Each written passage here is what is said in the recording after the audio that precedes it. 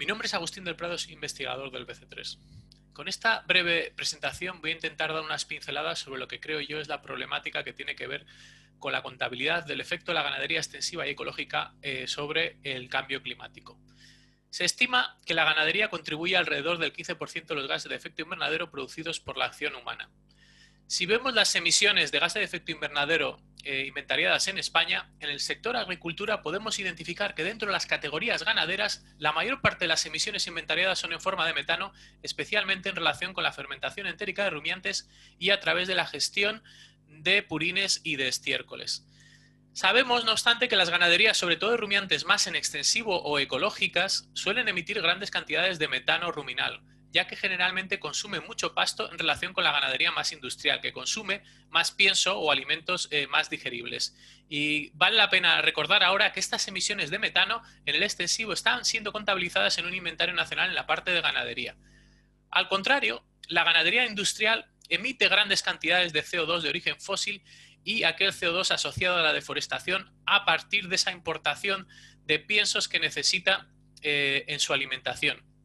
Y esta parte de la huella de carbono en la ganadería industrial no aparece en los inventarios nacionales, identificadas como de origen ganadero, ya que o bien está en el sector energético o en cambios de usos de la tierra del país o se produce en otros países. El caso más paradigmático sería la importación, por ejemplo, de soja a partir de países suramericanos.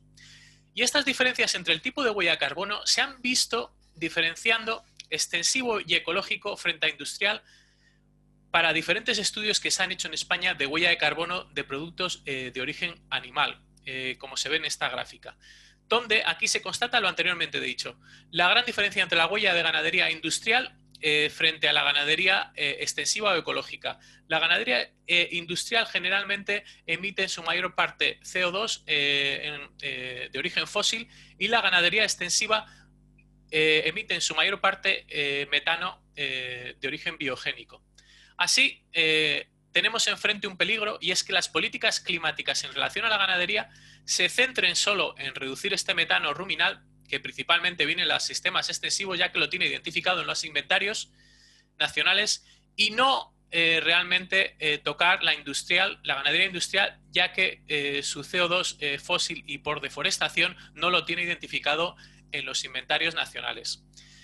Otro problema añadido es la métrica actual de CO2 equivalentes, y esta indica una métrica que es una instantánea de las emisiones de metano en un solo punto en el tiempo y no tiene una referencia clara de cuál es el efecto de este metano sobre el calentamiento de la atmósfera, si baja o permanece constante. Esto es muy importante cuando comparamos gases de efecto invernadero de diferente vida en la atmósfera, teniendo en cuenta que el metano dura poco en la atmósfera y el CO2 dura durante más de 100 años. Y para ello voy a intentar utilizar este ejemplo y esta analogía que estamos intentando utilizar, llevamos intentando utilizar durante un tiempo, usando el concepto de la bañera como analogía de la concentración de gases de efecto invernadero en una atmósfera. Podemos pensar que el stock de CO2 en la atmósfera es como una bañera llena de agua. La bañera es la atmósfera, el agua es la concentración de CO2 atmosférico, el chorro del grifo son las emisiones de CO2 y el desagüe representa la capacidad natural para retirar el CO2 de la atmósfera. Antes de la revolución industrial, la cantidad de chorro de agua era la misma que la que se iba por el desagüe. De modo que el nivel de agua en la bañera, como podéis ver, no cambiaba, y así sucedía con el CO2 que había en la atmósfera. La revolución industrial inyectó ese nuevo carbono en la atmósfera, sacando el carbono que había estado durante millones de años en el subsuelo a partir de la quema de combustibles fósiles, y haciendo que la concentración de CO2 en la atmósfera creciera y creciera hasta el calentamiento actual de la Tierra. El metano es algo distinto, y es así porque si bien el metano calienta muchísimo en la atmósfera, muchísimo más que el CO2 en ese tiempo que está en la atmósfera, ese metano dura solo 12 años en relación a los cientos de años que está el CO2 en la atmósfera. A partir de esos 12 años, el metano se convierte otra vez en un CO2 biogénico y climáticamente neutro. Y de esta forma podríamos considerar que el agua que se va por el desagüe es muy grande y prácticamente la misma que sale del grifo si, por ejemplo, no incrementáramos nuestras emisiones de año a año, o si incluso, mejor todavía, pudiéramos reducir dichas emisiones. En otro punto, la ganadería extensiva y ecológica no solo es fuente de emisión de gases de efecto invernadero, sino que gracias a su actividad contribuye a que los pastos y praderas permanentes absorban carbono en los suelos, cuestión que generalmente no se contemplan las huellas de carbono de productos ganaderos.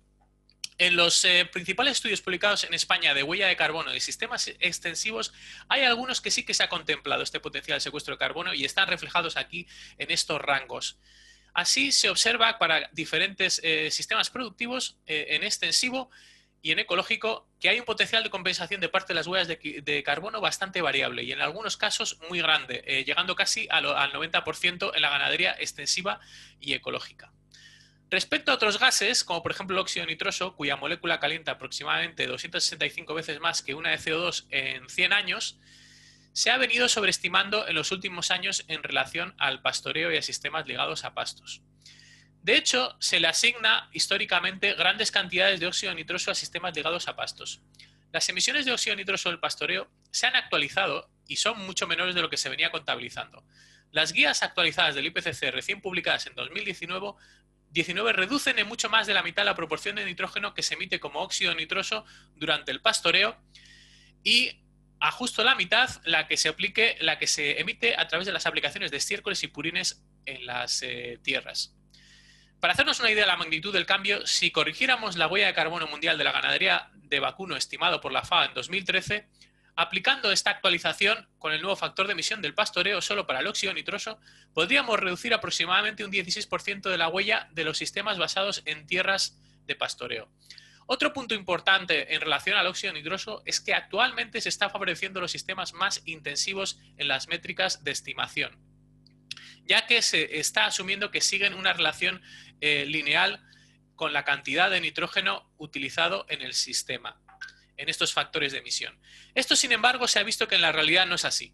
Los sistemas más intensivos suelen tener una respuesta no lineal cercana, de hecho, a la exponencialidad, ya que pasado un umbral de nitrógeno en el sistema, la planta, que es uno de los componentes principales y reguladores del sistema, no es capaz de absorber el exceso de nitrógeno que tiene el suelo y así todo el nitrógeno de más estaría siendo perdido en forma de óxido nitroso o en forma de lixiviados de nitrato. Llegado a este punto, me gustaría tocar un caso paradigmático en España, donde creo tenemos los mayores extremos en cuanto a intensividad, el porcino.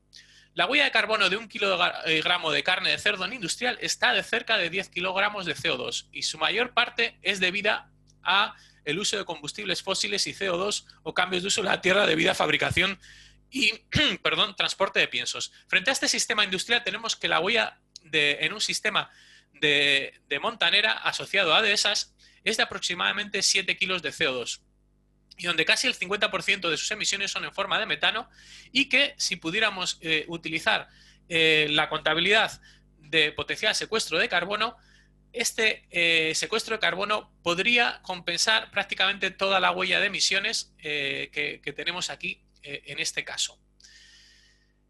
En un estudio hemos planteado, usando esta información y la información de consumo en España actual de carne de cerdo, hemos planteado un escenario donde se produciría una reducción de consumo de cerdo y hemos valorado cuál sería el impacto de calentamiento ocasionado por esa reducción, en este caso al 50% a 2040.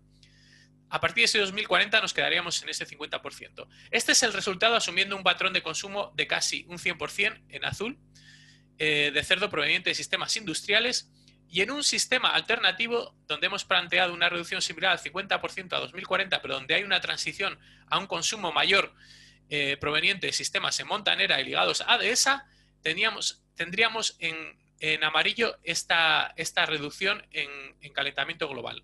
Así podríamos plantearnos que podríamos llegar a consumir la mitad en 2040 y que ese consumo llegaría gradualmente a ser 50% proveniente de sistemas de montanera.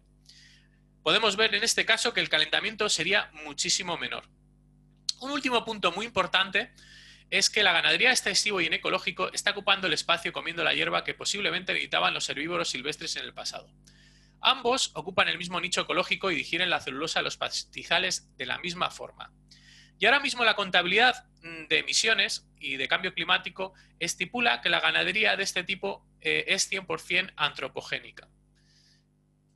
¿Es justo atribuir ese 100% de esas emisiones a emisiones antropogénicas, teniendo en cuenta que reemplazan emisiones de herbívoros salvajes? ¿Deberíamos establecer una nueva línea base? Así llego al final de mi exposición y doy unos mensajes clave, mensajes sintetizando lo que he dicho hasta ahora. El ecológico y el extensivo en la ganadería se ve perjudicado por las métricas actuales en cuanto a los inventarios nacionales o las huellas de carbono usando análisis de ciclos de vida. El calentamiento asociado a un metano cambiante no se suele recoger con el CO2 equivalente con esta métrica. El secuestro de carbono en suelos no se relaciona con la ganadería extensiva y ecológica. Y el óxido nitroso se ha venido sobreestimando para la ganadería extensiva y ecológica. Y es un problema bastante grande que en las políticas climáticas y agrícolas no se separen los sistemas productivos. Otra asunción que también pienso que es errónea es que las emisiones en ecológico y en extensivo de la ganadería sean contabilizadas como 100% antropogénicas.